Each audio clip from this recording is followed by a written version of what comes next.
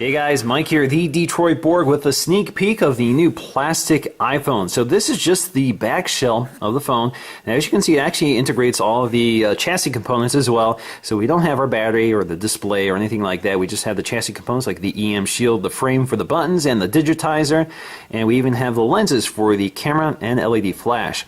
But let's go ahead and take a look at this design. So the interesting thing here is that we have an all plastic design as opposed to a metal or glass design as we've seen with other phones. Now this will probably, or with other iPhones, this will probably succeed the iPhone 4 and 4S in the lineup. So the iPhone 4 and 4S were glass, which were shatter prone, and as you can see, it's also quite a bit thinner than those phones. But this is gonna, when we get the iPhone 5S, we'll probably have the iPhone 5S, the iPhone 5, and then this phone. We're not sure what it's going to be named at this point. But this is sort of like a merger of the iPhone 3GS, as you can see, the short-lived white version of the iPhone 3GS. And then we have the iPod Touch. So if you merge those together, you get something kind of similar to that. So again, this is a 4-inch screen, which is interesting. So we go from a 3.5-inch on the low end to a 4-inch, presumably Retina display. As you can see, it's similar design, but not as thin as the iPod Touch. So you have similar ports here, such as your speaker grills, your lightning port. We do have those 2 screws at either end. We have our headphone jack, and of course, since this is a phone, we have our mouthpiece right next to it. Now, if we compare that to the iPhone 5, you can see it's kind of similar in overall thinness. It's not quite as thin. It's a little thicker. It's also a little wider than the iPhone 5, which is kind of hard to illustrate here. So let me see if I can situate this a little bit better. So as you can see, it's a little bit wider than the iPhone 5 and presumably the iPhone 5S, which is likely to share the same design. So you can see down here again, headphone jack, our microphone, which is much larger here than that small microphone here. We have our lightning port and 2 screws, as well as those speaker grills here. So quite a few more of them here. Now, what you'll see here is that we're missing the buttons or cutouts for the buttons. So if you look inside, you'll see them. So we have that sort of volume cutout here. These are the volume buttons. They're kind of pill-shaped, very similar to the ones on the iPod Touch. We also have a cutout for the volume or the mute switch. Pretty similar design, similar layout. Now the buttons themselves won't be metal, they'll be plastic and will be color coded to the body of the phone. Same with the sleep wake button up here. You can see right here it's also pill shaped. And if you look on the other side, you'll see the SIM tray, also with a hole indicating where the SIM tray will be.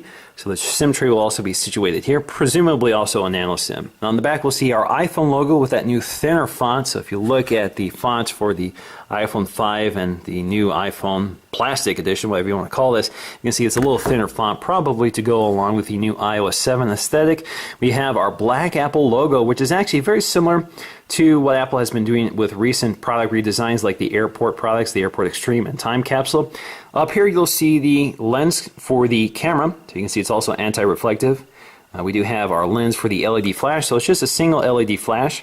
We also have our microphone. This is very similar to the layout for the iPhone 5, as well as the iPod Touch 5th generation. Now, of course, the big story here is that we lose the beautiful design of the iPhone 5. So we don't have that beautiful mirrored chamfer, the glass trim pieces, the all aluminum unibody construction, as well as that very thin design.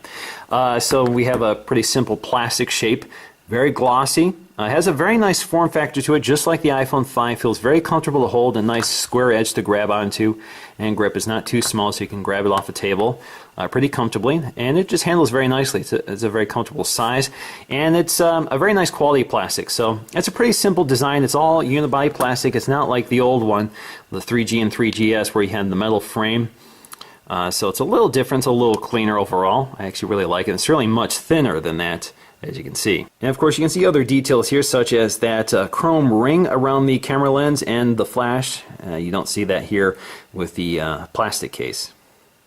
And again, if you look at the bottom, you just see a lot more work has gone into the iPhone design. So you have all these micro drilled holes. We have the chrome rings around the lightning port and the headphone jack. So a lot of that is gone, of course, with the plastic phone. Now, just to take a close look at the inside chassis, you can see how everything is mounted in here. So you can see the frame for the lightning port, the frame for the SIM tray, frame for all the buttons, the frame for the digitizer. Up here you can see we have these little temporary covers for the camera as well as LED flash. Same with the cutouts for the volume buttons and mute switch. Now, assuming this is the official Apple iPhone shell, I'm pretty impressed overall by what I see. I like the thin, lightweight form factor, and I really like the design. It's simple, of course, not a lot of detail here, not a lot of parts to highlight. Certainly not as beautiful as the iPhone 5 with that aluminum design and glass, or even the iPhone 4 and 4S with that aluminum and glass design, but it's a little more durable, so when you drop this, you're less likely to shatter the back panel or dent and scratch the metal because plastic is a little more forgiving. So this phone is probably a little easier to live with, at least if you want to go caseless.